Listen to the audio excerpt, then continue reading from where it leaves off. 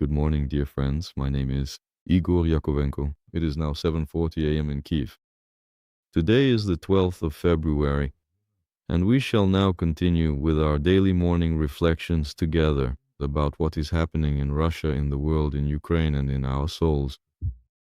Well, good news. Let's start with them. The European Parliament has officially expressed its support for the European Commission's proposal to provide Ukraine with a loan of a total sum of 90 billion euros to support essential military and defense spending, as well as maintaining the quality of life in Ukraine. This is a financial loan that was formally approved for the period spanning the years from 1926 to 1927. I would also like to provide a few more words regarding the specific way the voting process went. This is, after all, a portrait of Europe. From the very beginning, as we well remember, three countries opposed this loan. Well, naturally, Hungary, Slovakia, and the Czech Republic. That's the trio, I would say, attacking Ukraine. The vote in the European Parliament itself looked like this. 458 deputies voted in favor. 140 were against. As you can see, that's quite a large number.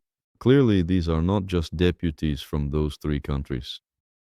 Another 44 abstained from voting. Well, first, just a couple of words about what these loans are. Then we'll move on. Well, actually, calling it a loan is really just a formality because Ukraine won't be paying it back. This money will be returned to Ukraine only in the event that Russia agrees to pay full reparations. It is becoming increasingly clear that, in effect, this means the financial responsibility for servicing this loan, the accumulating interest payments, and the final repayment of the loan, all of these significant financial burdens, will ultimately fall on the shoulders of the hardworking taxpayers across Europe. All of these billions of euros are distributed like this. A total of 60 billion is military aid, primarily for the purchase of weapons. Then 30 billion is budgetary support. Well, it has been officially claimed that this covers approximately 2/3 of Ukraine's needs, both in the financial budget and the military sectors. Now, who exactly is against it? These are the far-right members of the European Parliament. The main, I would say, attacking group was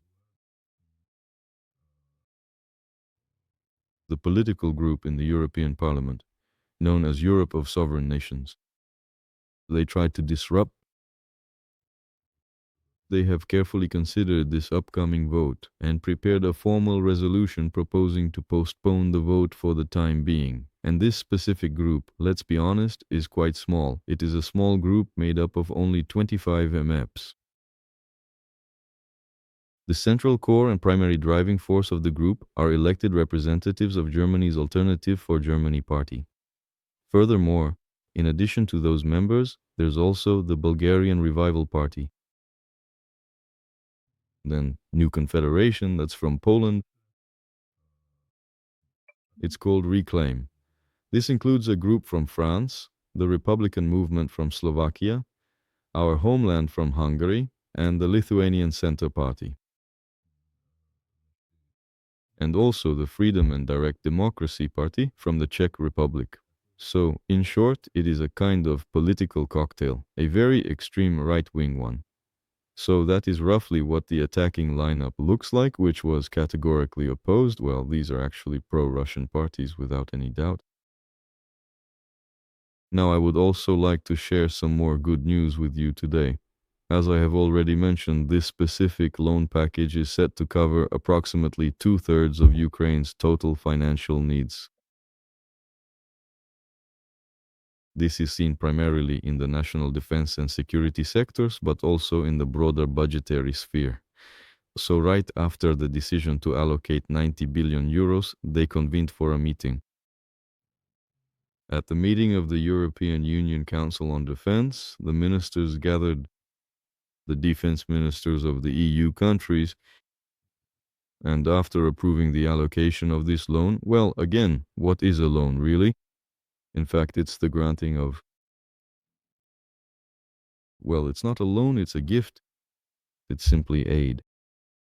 But it's called a loan because, at least in theory, under a very specific set of circumstances, provided that if and when Russia eventually pays reparations, then these 90 billion euros will be fully paid back from that money. The defense ministers, of course, gave their formal approval to this measure, but it was clearly stated that this represents the aid from the entire European Union. Overall, it should not replace the bilateral military support that individual countries provide.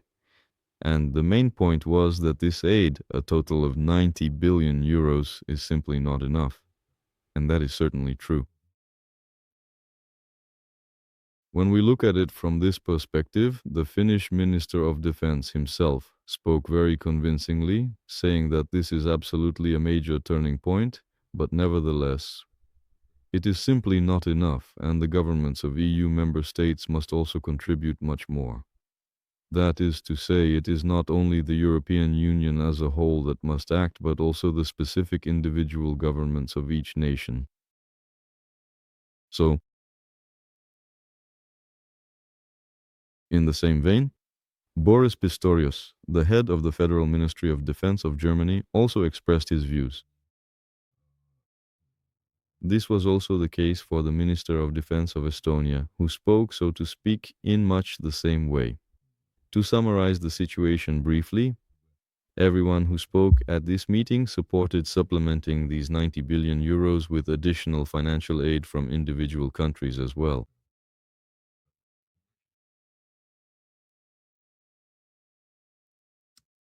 So, what has happened if we look at the overall situation with aid to Ukraine? Despite the fact that various nations across Europe increased their financial and military aid to Ukraine, but since the United States of America has come to a complete and total standstill in providing assistance as a direct and significant consequence of this shift, the total amount of international financial and military aid provided to Ukraine actually turned out to be 13% less. That is, as we have discussed many times before, the number 2 is still more. It is certainly greater than the number 1. And when both the United States of America on one side and Europe on the other were providing aid, it was roughly, let's say, in approximately equal shares. So naturally, even though Europe has now substantially ramped up its aid, the continued absence of the United States is still deeply felt. The lack of this support from the United States has had an impact. So the total amount of military aid provided to Ukraine turned out to be a total of 13% lower than the average levels recorded in previous years. And as for humanitarian and overall financial aid, that significant reduction was exactly 5%. So quite obviously, in any case, this represents a very notable shift in international support. What you might call a cash gap is clearly emerging here. And this is having an effect, undoubtedly, it is having an effect. And what is happening now with Ukrainian cities, the shortage of missiles, the shortage of ammunition, this is all a result of the United States of America withdrawing from the Ukraine support program. Nevertheless, if we take into consideration the fact that a decision has now been made, then I believe that the chances to successfully bridge this gap do exist. So, for the primary and most important topic of today's in-depth discussion, I strongly suggested that we take a very close look at some specific facts. I would personally call it a distinct kind of institutional shamelessness, a truly triumphant and bold shamelessness that is currently spreading quite widely and rapidly across the entire world today. Well, I won't do that here. Now, as many might expect, I am not going to say anything about the Epstein files or about how the Attorney General of the United States behaved in a completely shameless manner at the meeting with the congressman. That is a completely different subject, but nevertheless, it is worth taking a moment to note it. Everything related to the administration of the 47th President of the United States is a classic example of this triumphant institutional shamelessness.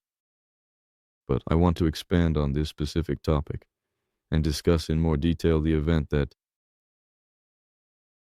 happened yesterday. And today's event was a continuation of it. In short, Ukrainian President Volodymyr Zelensky has officially and firmly denied the reports regarding allegedly existing plans to announce both a new presidential election and a national referendum on the upcoming date of February 24th, 2025. In his conversation with journalists, he said that on February 24th, on the fourth anniversary, since the very beginning of the Great War, he has no intention whatsoever to announce presidential elections and does not intend to announce a referendum. So within a single day, this was officially reported to the public. Before this statement by the president of Ukraine, the newspaper Financial Times wrote about it. In order to avoid being accused of misinterpreting something or anything like that, I will quote the headline in full. The headline in the Foundation Trust read as follows: Zelensky plans elections in Ukraine and a vote on a peace agreement. So President Volodymyr Zelensky has stated that he is not planning to hold elections in Ukraine, and he is not planning a vote on a peace agreement. Well, the explanation is clear. By the way, yesterday, in a detailed conversation with Larisa Voloshaina, we discussed at length why this is impossible. And yet the Financial Times newspaper published such a piece, citing some sources and so on. What is... Have you seen the well-known Financial Times newspaper? Well, before we dive deeper into the analysis what institutionalized shamelessness actually is and why it prevails, I want to mention one additional and crucial fact, just to sort of sum up all these events under a single overarching common denominator. This is a recent statement, according to Kremlin spokesperson Dmitry Peskov, who, regarding the recent slowdown of Telegram, stated that, well, I'll quote as well, so I won't be accused of twisting anything. Just a second, let me find my notes here. Here's what he said. It is probably quite difficult for you to even imagine that frontline communications are actually being carried out through Telegram or other similar messaging applications.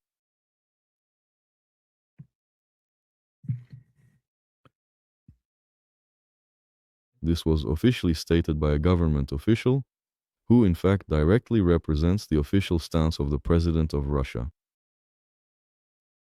In response to this, there was an absolutely overwhelming wave of wild hysteria from pro-military bloggers and commentators.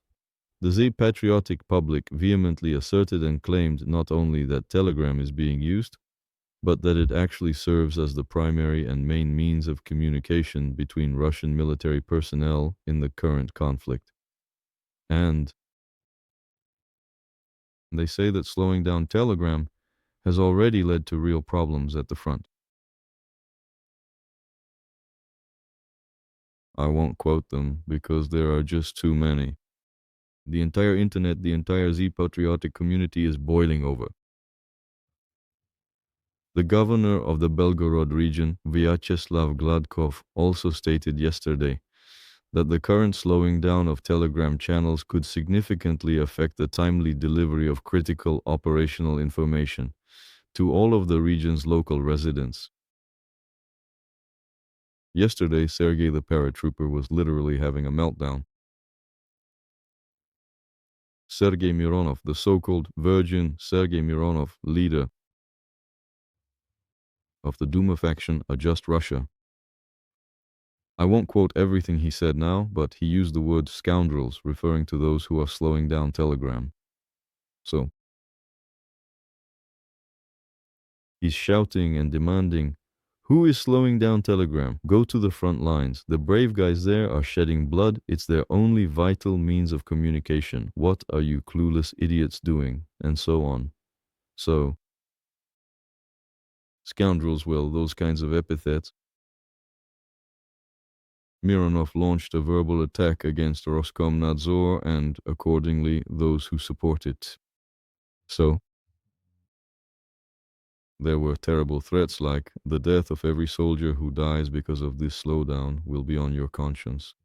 In short, to put it simply, he was having a fit. So, a dedicated group of local deputies formally proposed to file a legal appeal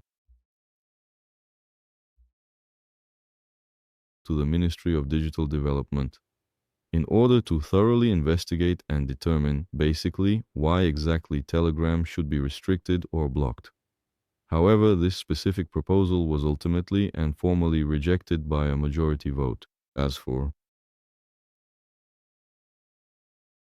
the reason for this triumphant and blatant shamelessness, well, you see, in this specific case, the fact that they slowed down Telegram meant that, as a result, the Russian occupiers became completely deaf and mute, and that's a very good thing.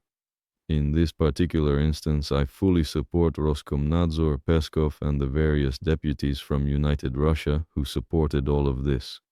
Right now, I'm just trying to truly understand the underlying reasons. For this, well, a person, well, Peskov simply can't not know that Telegram is used at the front. He just can't not know. The deputies from United Russia who supported all this mess can't possibly not know that Telegram is used at the front. Duma Deputy Gurulyov, the same General Gurulyov who previously supported blocking Telegram, can't possibly not know that. At the front, which he supports, the ongoing special military operation, the full-scale war, this whole thing. So, well, Gurulyov is one of those cartoonish ghouls in the Russian parliament. He just can't not know that in reality it's used at the front. Where exactly does the institutional shamelessness lie in this situation? It lies in the absolute and total independence of all these people from the ordinary citizens, including those who are currently fighting in Ukraine and who, from time to time, tragically end up as lifeless corpses in the rich Ukrainian black soil. They are absolutely not in any way dependent on them. As was written on protest posters in these types of situations, they do not even begin to represent them. Not in any way. So this is the foundation of institutional shamelessness, which ultimately becomes triumphant. It's a slightly different situation. Now let's take a look at what's happening with the Financial Times. The Financial Times is a prominent British international daily newspaper that, by many different measures and standards, is considered a global leader in business and economic journalism.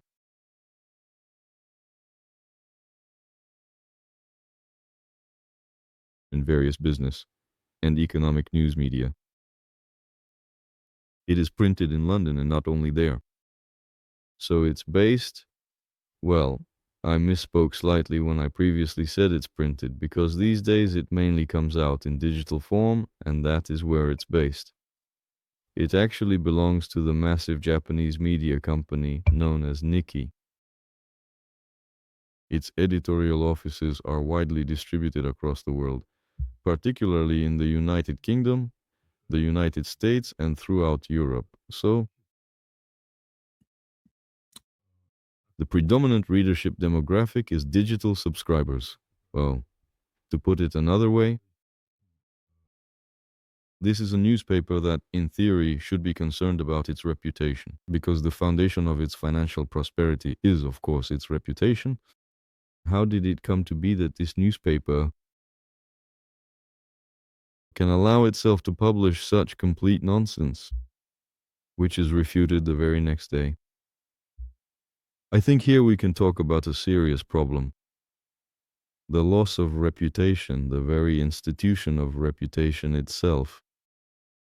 And here it's all deeply and intricately interconnected. You see, when the president of the most influential country in the world, The United States of America itself deliberately lies through his teeth every single time he opens his mouth, spouting complete and utter nonsense. It starts to seem like that's perfectly acceptable. What we are witnessing happening right now is a complete and total systemic collapse. I mean, both. Essentially, what we are seeing is the loss of effectiveness of the global system of international relations that was established after the war, and the need for a total and comprehensive reset of the entire order of any kind of morality, as revealed by the Epstein files. What should be done with the institution of reputation? Apparently, those roughly 1,300,000 loyal subscribers of the prestigious Financial Times, they have now willingly embraced and fully accepted this increasingly complex and confusing post-truth world we live in today. They have accepted this world in which the boundaries between truth and falsehoods more or less become deeply and intricately intertwined with one another. And the fact that in the Financial Times, yet again, this is certainly not the first time, you could easily list quite a few fake stories published by this very influential and prominent business newspaper, which is considered to be so successful. It's ranked number one. The Economist is in third place. That is, the Wall Street Journal, as far as I understand, is in second place according to the Trust Index. And so I believe that this current post-truth world, which is steadily destroying the fundamental institution of reputation and which is being supported, on the one hand, triumphant shamelessness supports institutional shamelessness, as we see in Russia, and on the other hand, there is this ongoing and pervasive triumph of post-truth. When? Well, who can really say, whether you're lying or not? Does it even really make a difference anymore? What happened, in my humble opinion, is quite significant and meaningful, although in reality there are some isolated examples of effectiveness. The fundamental concept of reputation does still function effectively sometimes. For example, Mr. Bogomolov was compelled to step down from the position of rector, a post he had originally been placed in, by decree of the Ministry of Culture. But that's a separate topic. I think we'll touch on it at some point as well.